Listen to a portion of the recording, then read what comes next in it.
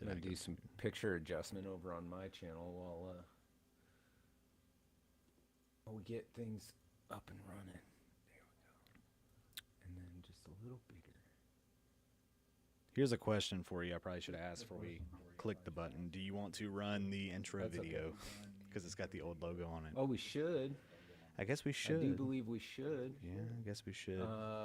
But before we do that. Episode 16. Yeah, episode 16. We've made it to 16. Not that that's an achievement or anything, but hey, whatever. Hey. It is. It is. It's not an achievement. It's not. But anyway, episode 16 of OnlyFrets, live from your mom's house. Is that right, Sean? Every single time. Every single time. Let's run that intro. You're live in 3, 2, 1.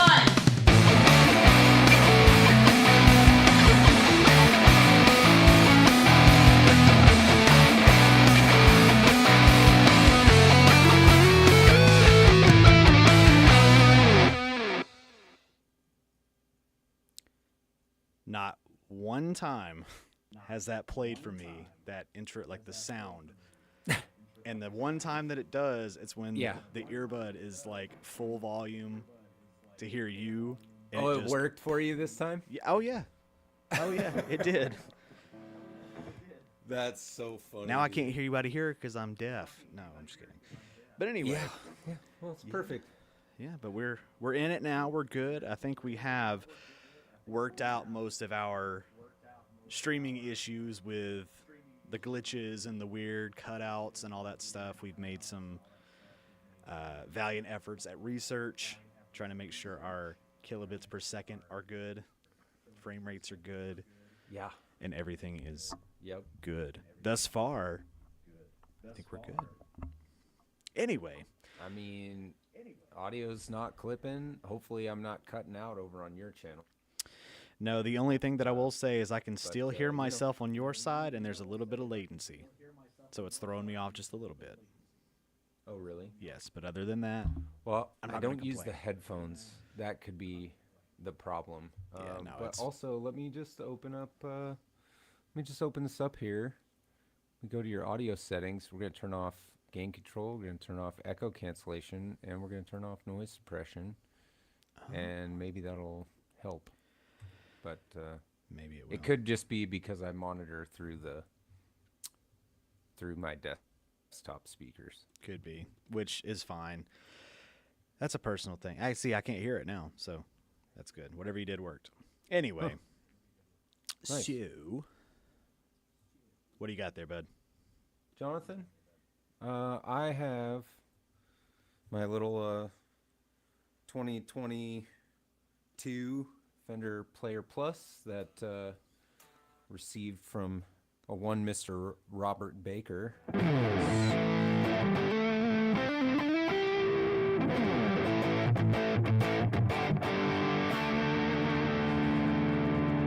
And it does AC/DC pretty well for a telly, you know? Yeah. Well, you know what does AC/DC a little bit better than a telly is an SG. Something with some devil horns. What do you got there? This is my, what year is this? 2022. Gibson SG Standard 61, which I prefer the 61 because it's got the small pick guard on it. I don't like the big pick guard. I think I have some kind of appropriate.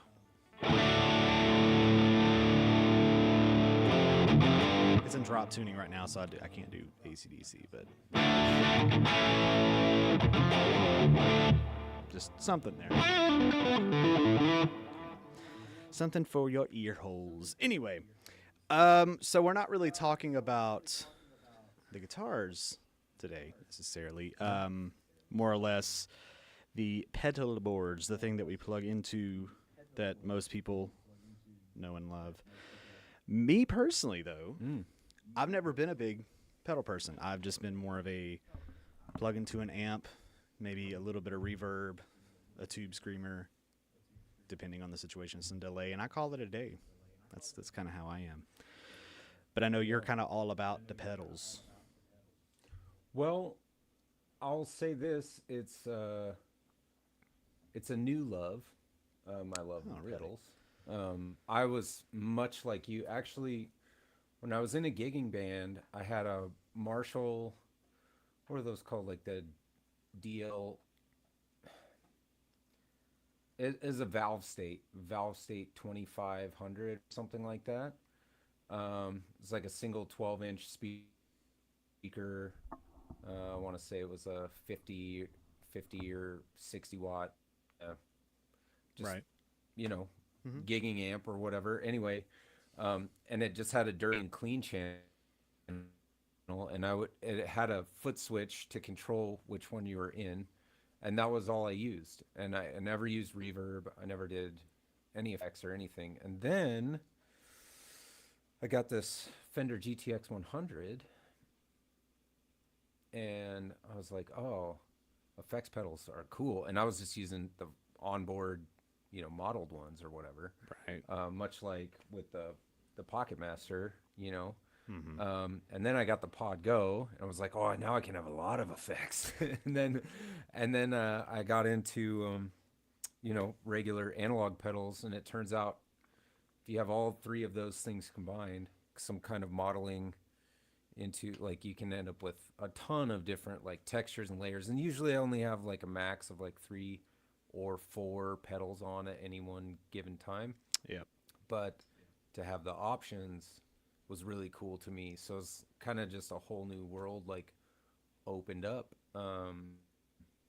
as far as pedals are concerned. And I'm kind of excited for you, because it sounds like you're dipping your toe in the water there.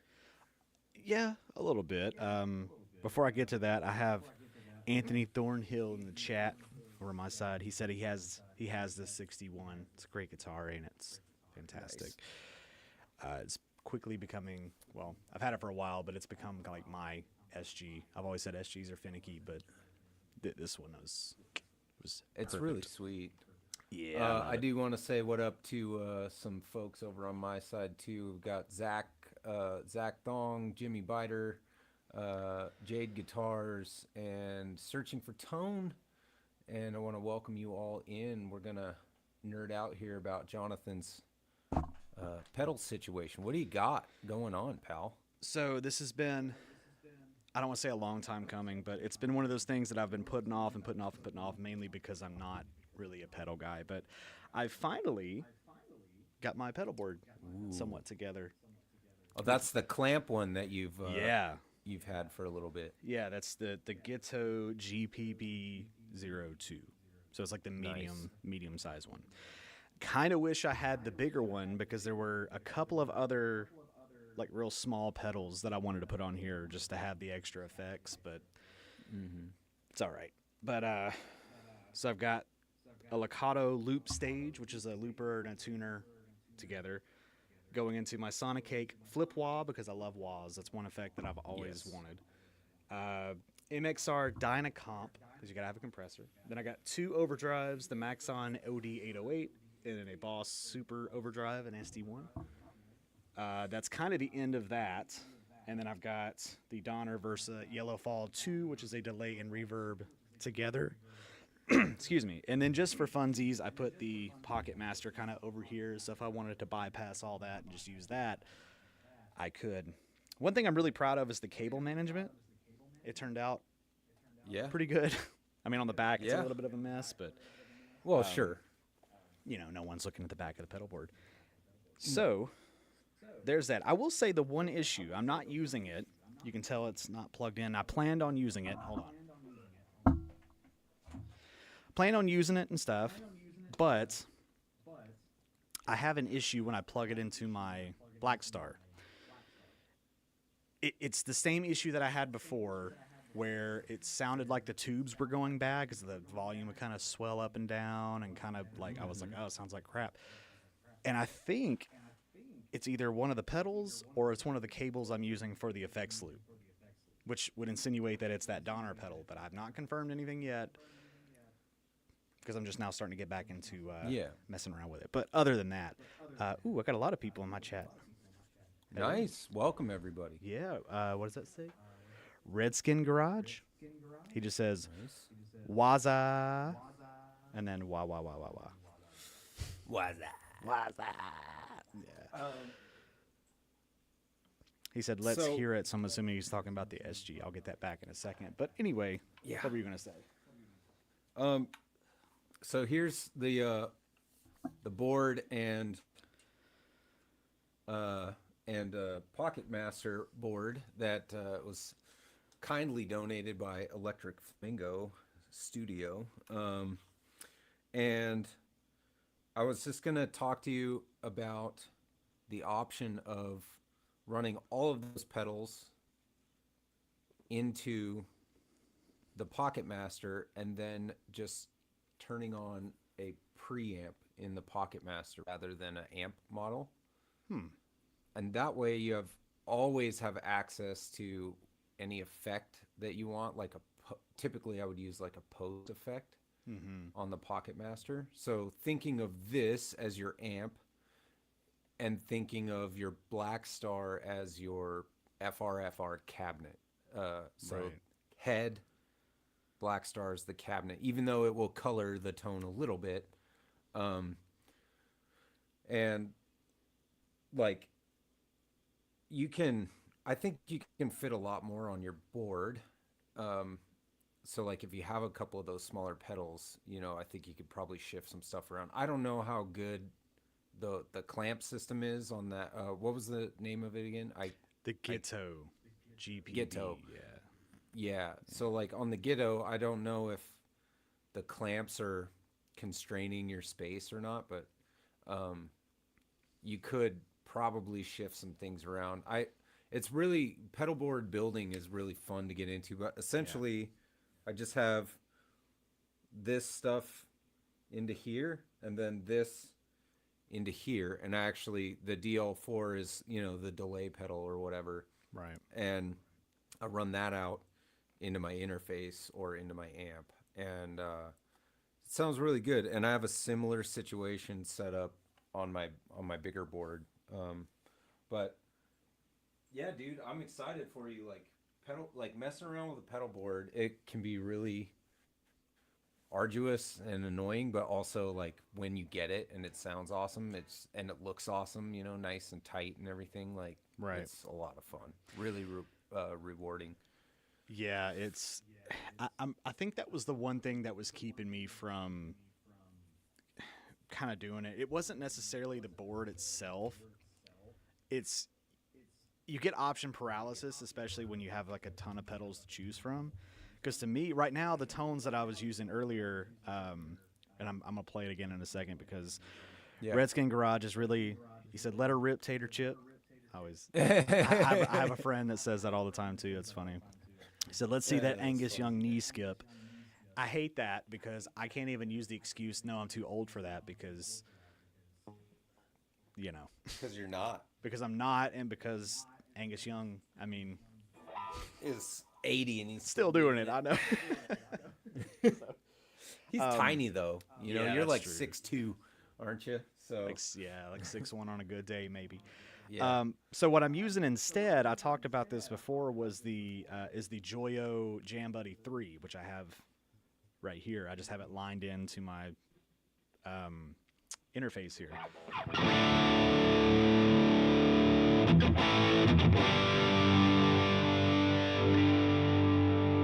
And I think that sounds great. Obviously, it's got all the effects built into it. I'm on a JCM 800 type deal with a little bit of reverb on there.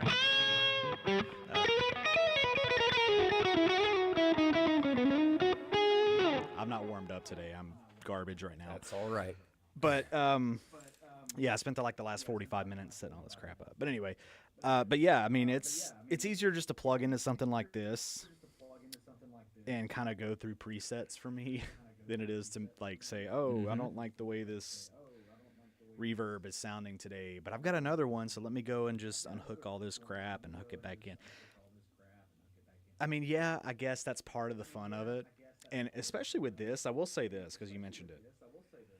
With the Ghetto, that little clamp system, it doesn't take up as much room as you would think it does, depending on how the pedal is where the ins and outs, the inputs and outputs, it does affect where you can put it. And I mean, this goes across the board, no pun intended, but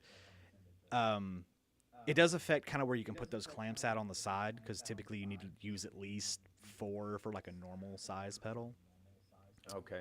So, like, for example, the Versa, the reverb delay pedal mix, it's a stereo one, so it's got 2 ins and 2 outs, and they're both at the bottom.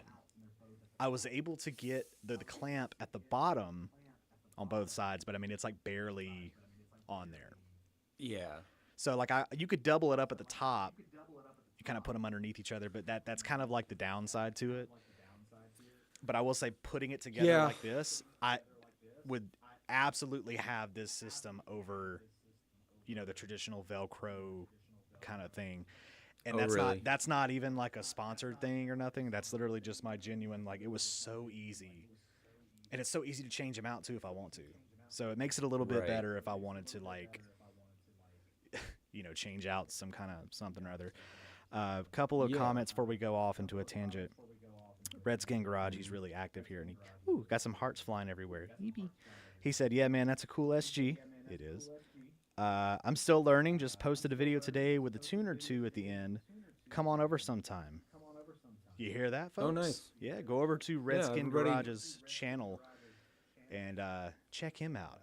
Help encourage him to hit up keep on Redskin learning. Garage. Yeah, because he's learning, and it's always a great thing to get some encouragement from other guitar players and get them going on learning, because it's a fantastic journey. It's a hard journey, but the payoff at the end once you get it,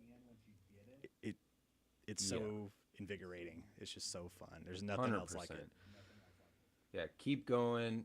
We have a nice community around here of people that don't really care where you're at on the road to where you're going, and everybody's just super supportive. As long as you get there. Speaking of which, we have Mark Spurgeon and Keith in the chat as well. So, what up to you guys? Yeah, man. And discovering your sound is part of that, and that's, I think, been the most fun for me in terms of, I totally get where you're coming from, where like dialing in a tone is not necessarily, you're not playing, you're tinkering, and that may not be for everyone. It may not be fun, and that's why presets and modelers exist, because you can buy a Podgo or you can buy a Joyo, sound. What was it called? The Jam Buddy 3. Dang it. The Jam Buddy. Sorry. Yeah. You can buy a Jam Buddy. You can buy a Spark. You could buy, any, the Fender GTX 100. You could buy any Master. litany of different amps and get whatever they deemed to be good to send from the factory, and they probably will sound pretty good. But I've gotten to learn 3 modeling interfaces at this point. So the Pocket Master, using the app, downloading IRs and cab sims for NAM, and like putting those in there. The Podgo interface with Podgo Edit on the computer. So you actually plug the Podgo into your PC and edit, or Mac, and edit from there. Yep. Same thing. And the Fender Tone app, same thing. And it's like every one of them is different, but I don't know, it's something about chasing something. Like if I want a really good like Van Halen tone, I have 3 different machines here that can help me like find it. I can try 3 different JCM 800 style amps and be like, that's the one that actually sounds the best, and then everything else can just be bypassed.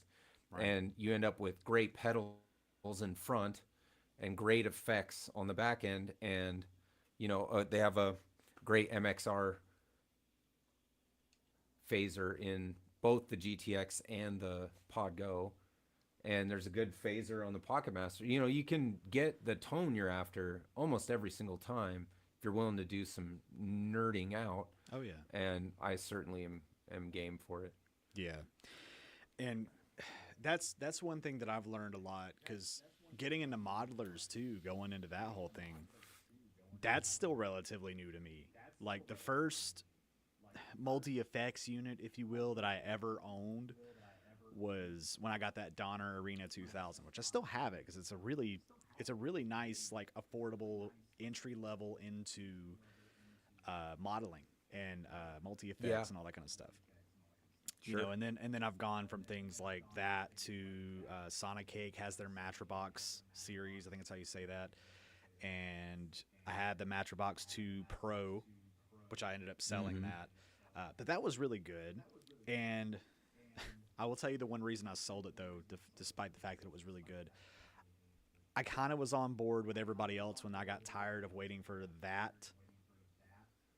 unit to get the NAM access thing, you know, like where you could put the NAM stuff in it, kind of like the Pocket Master did. But they like were prioritizing other stuff, and I mean, everybody is like, it's a great unit, but you've said you're going to do this. So that's kind of the thing with that. But yeah, I mean, there's that, and then there's like the other Donner one I got that's like the acoustic one, the acoustic multi-effects thing. That's really cool. And then obviously the Pocket Master's great. And I don't know. To me, it kind of just goes back to what I was saying about with like amps. I just like to like plug and play. I don't really want to do all the hooking in cables and do all this stuff. Although I will say I did have a lot of fun figuring out the pedal board situation. Like, oh, what can I fit here? And like, I don't even know the pedal board order. Like, I know that there's like a right way to do it, quote unquote. I know you can kind of do it any way you want, but you know, you got to kind of start with what's the standard and then go from there. You know, it's like where you were saying, tinkering around, finding your sound. You never know. You swap some of the stuff around in the order and you get some interesting results. It's like putting a reverb through the front end of an amp instead of into the effects loop. You get interesting results. I don't care for it, but you might. Yeah. You wouldn't know unless you tried. I mean, that is definitely part of the fun of it. You know, it's just kind of like going down rabbit holes and being like, what happens if I do this? Or what happens if I, you know, having the, what'd you say? Like, take to pedal board building with the mind of your childhood self, like the exploratory sort of nature of, you know, a 8-year-old or whatever. Like, I wonder what happens if I jump off a roof, like, you know, like you should always build your pedal board with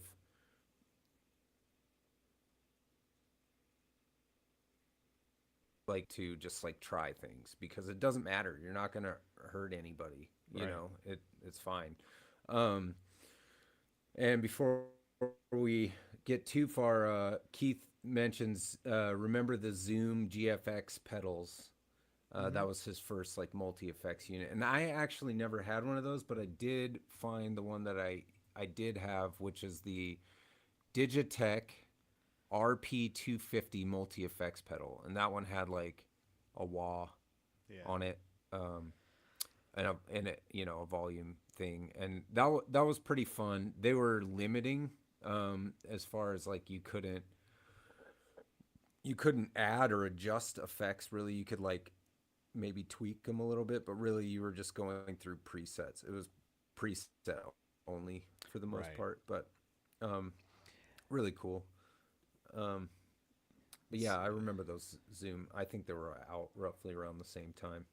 Yeah. Hang on one second. I got a 5-year-old summoning me. I just need to let him know that I'm on stream real quick.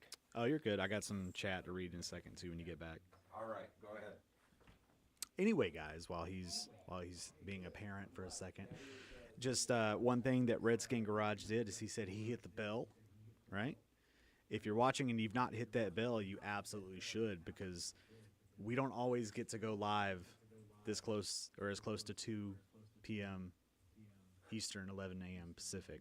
I'm getting better at saying it. We don't always get to go live that close to that time like we did today. So make sure you hit the bell so you can be notified when we actually go live. And obviously subscribe, do all the good YouTube stuff like I like to say. And also there's links in the description. You can check those out too if you want to support both of our channels. Check the description. Always check the description and stuff. But are you back there, Sean? No. Oh, did he leave? I think we lost him. Uh-oh. I'm on a little bit of a delay, so I don't know if we lost him or not. I'm back now. Hey, Can there you- we go. We're back. We're We're back. back. Seems that my VPN cut out, and so I'm just on standard internet now. VPN. Uh-oh. Yeah. Shady my work Sean over job. there. Yeah. Yes. Click the bell. I actually have copied all of the links for your channel, and then like adjusted that to fit my description. So there you all go. of Jonathan's links for his stuff, his channel, everything like that, all is down below. All his discount codes. I might be using some Guyker discount codes here from my Nice. Firebird. Nice. You see, I've got all my what is it? Oxford paints down there. Mm-hmm. Sweet. I've actually applied the fabric back to the guitar now. Oh, nice. Yeah. Yeah. So anyway, So let's see. Couple But, things in my chat over here. So Redskin Garage, he had said a little while back, said pedal Tetris, which is funny that you say that. Okay, so I'm a little weirded out about this. When I see people that like have pedals sideways on their pedal board to make it fit, like it works, but that messes with me so bad. And it's the worst. I was trying to do that, but I'm like, no, it just like I could probably make it work because I got a lot of like real estate left on here that I could maybe put something on there. Yeah. But I was like, I'm not gonna do that. So yes, I wasn't playing pedal Tetris on that. Play Gibson, how you doing, bud?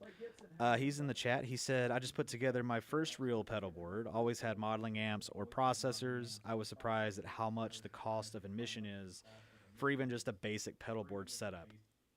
Damn right. Yeah, some of the pedal boards themselves are expensive, and then you got to remember you got to get power supply, either a daisy chain or like a little power supply. You got to get the, what are they called, the little cables you got to plug in. I forget what Patch cables. Patch cables. I was blanking on it. Thank you. You got to get a bunch of those. Yeah, Yeah. it can be. You can spend a couple hundred real quick, and then obviously you got to get the pedals, right? And then he says, "Hey, buddy, how you doing?"